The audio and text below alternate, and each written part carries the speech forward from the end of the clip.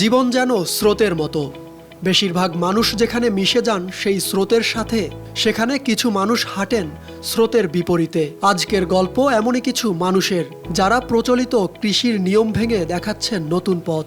রাজধানীর বাংলা একাডেমির নজরুল মঞ্চের এ কৃষক সম্মেলনে জড়ো হয়েছেন দেশের নানান প্রান্তের অন্তত অর্ধশত কৃষক।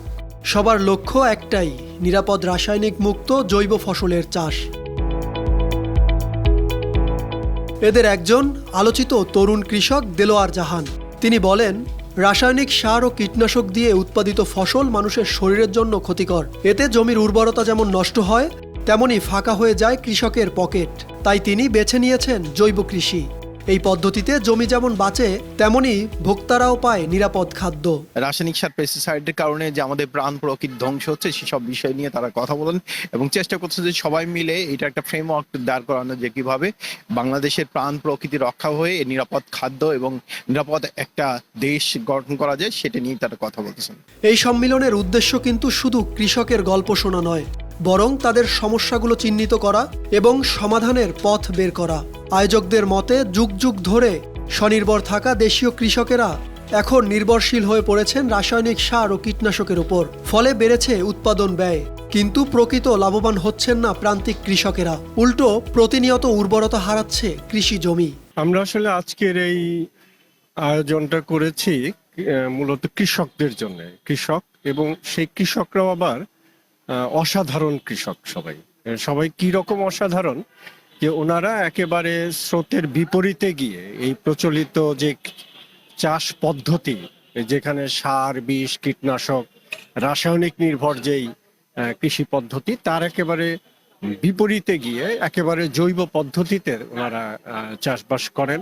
তাদের বিভিন্ন সমস্যা থেকে, তাদের যে উদ্ভূত পরিস্থিতি যে তারা মুখোমুখি হচ্ছে বিভিন্ন বিষয়গুলোর, সেগুলো আমরা আসলে চিহ্নিত করার চেষ্টা করেছি। তো আমরা চাচ্ছিলাম যে সবাইকে এক করে এই সমস্যাগুলো আমরা একটা জাতীয় সমস্যা আকারে আনি এবং তারপরে এই সমস্যাগুলোর আমরা সমাধান বের করি। আমরা যখন সমস্যাগুলো চিহ্নিত করতে পারবো, তখন নিশ্চিতভাবে আমরা এটার সমাধানের পথ খুঁজে বের করতে পারবো। তাই তাদের লক্ষ্য শুধু নিরাপদ খাদ্য উৎপাদন নয়, এটি ভোক্তাদের কাছে সরাসরি পৌঁছানো। এতে কৃষকেরা যেমন ন্যায্য দাম পাবেন, তেমনি ভোক্তারাও কিনতে পারবেন বিশুদ্ধ খাদ্য।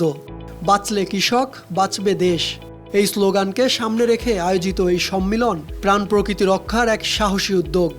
এই উদ্যোগের মাধ্যমে যুগ যুগ ধরে স্বনির্ভর থাকা দেশীয় কৃষকদের ঋণের বোঝা যেমন কমবে, তেমনি প্রান্তিক কৃষকদের জীবনে আসবে নতুন আলোর ছোঁয়া। বাংলাদেশের কৃষকরা কিন্তু স্বনির্ভর ছিল যুগ যুগ থেকে।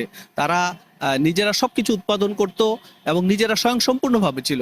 কিন্তু এখন যেটা হচ্ছে যে রাসায়নিক সার, অধিক কীটনাশক প্রয়োগের ফলে অতিরিক্ত ফসলের আশায় কৃষক কিন্তু দিন দিন ঋণগ্রস্ত হয়ে যাচ্ছে। সে যেই টাকা খরচ করে ফসল উৎপাদন করছে, সেই টাকায় কিন্তু বিক্রি করতে পারছে না। তো যার ফলে উৎপাদনের যেই বাহুল্য, উৎপাদনের যেই আমরা দেখছি, সমীক্ষা দেখছি, সেটার সাথে কিন্তু কৃষকের বাস্তব অবস্থার কিন্তু কোনো মিল নেই। তো এর ফলে যেটা হচ্ছে, কৃষক দিন দিন অসহায় হয়ে পড়ছে। কৃষি পেশা থেকে মানুষ কিন্তু এখন সরে যাচ্ছে। তো এখন যেটা করণীয় বলে আমরা মনে করছি, যে এজন্য যুগ যুগ ধরে বাংলাদেশের কৃষি ব্যবস্থা যেভাবে ছিল, সেভাবেই বাংলাদেশের কৃষি ব্যবস্থাকে ফিরে যেতে হবে এবং প্রচুর পরিমাণে রাসায়নিক সার এবং কীটনাশক ব্যবহার করে আমাদের মাটি এবং প্রকৃতি যেভাবে দূষণ হয়ে যাচ্ছে, এটা কিন্তু তাদের কৃষকরা স্বাস্থ্যহানিতে পড়ছে এবং ভোক্তারাও কিন্তু মারাত্মক স্বাস্থ্যহানিতে পড়ছে। এসব বিবেচনায় করলে কিন্তু আমরা যেটাকে অধিক ফলন বলছি, সেটা আসলে অধিক ফলন হচ্ছে না। অধিক মানে আমাদের পরিসংখ্যানে অধিক ফলন দেখা যাচ্ছে, কিন্তু মূলত কৃষকরা পর নির্ভর হয়ে যাচ্ছে, কৃষকরা ঋণগ্রস্ত হয়ে যাচ্ছে। এই সম্মেলন শুধু একটি অনুষ্ঠান নয়, যেন পরিবর্তনের গল্প। তারা তুলে ধরেছেন কিভাবে সঠিক পদ্ধতিতে চাষাবাদ করলে শুধু কৃষকেরাই নয়, উপকৃত হতে পারে পুরো দেশ। স্রোতের বিপরীতে হাঁটার জন্য প্রয়োজন সাহস, আর এই সাহসী কৃষকেরাই হতে পারেন দেশের ভবিষ্যৎ কৃষি ব্যবস্থার নায়ক। সাকিব হাওলাদার, RTV।